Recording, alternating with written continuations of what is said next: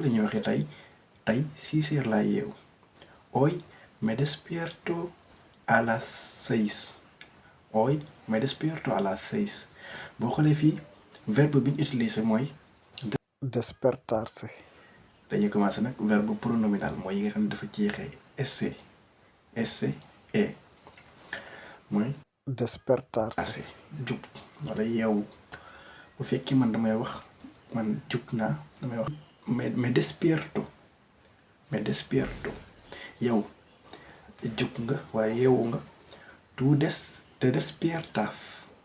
te despiertas moom ku góor ki yeewu na se despierta. ñun yeewu nañ nos despertamos. Nos despertamos. yéen yeewu ngeen Os despertáis. ñoom ñu góor ñi yeewu nañ se despiertan. ñoom ñu jigéen ñi yeewu nañ se despiertan.